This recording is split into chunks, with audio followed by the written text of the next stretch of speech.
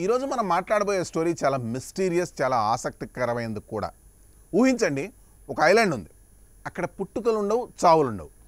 అదేంటి, అలాంటి ఓ ప్రాంతం భూమి మీద ఉందా అని ఆలోచిస్తున్నారా?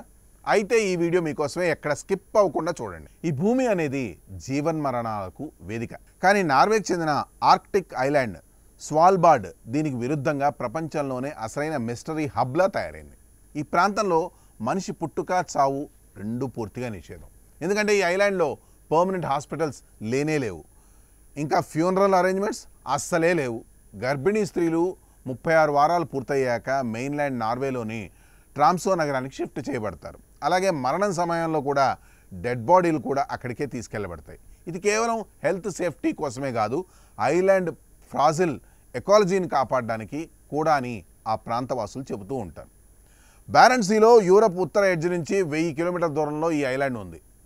స్వాల్బార్డ్ ఆర్కిపెలాగోకు మెయిన్ సిటీ లాంగ్యూర్ బయన్. అక్కడ సుమారు 2500 మంది నివసిస్తూ ఉంటారు.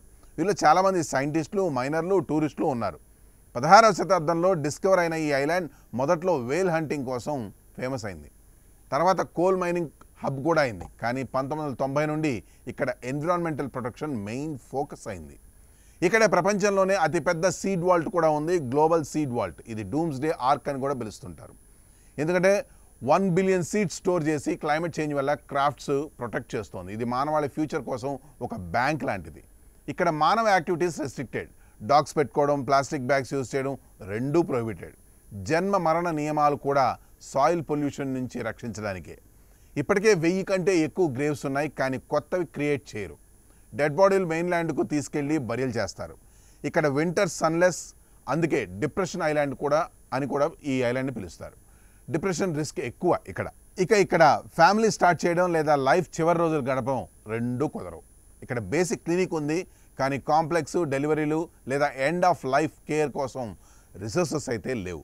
పేషెంట్స్ను ఇమీడియట్ ఎయిర్ లిఫ్ట్ చేస్తారు అని అక్కడ లోకల్ డాక్టర్ ఒకరు తెలిపారు.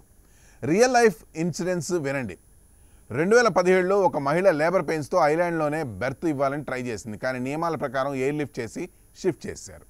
2023లో కూడా ఒక ఎల్డరీ రెసిడెంట్ మరణం సమయంలో అలాగే తీసుకెళ్లారు. ఇవి రేర్ కేసులు, ఎందుకంటే అక్కడ నియమాలు చాలా స్ట్రిక్ట్గా ఉంటున్నాయి.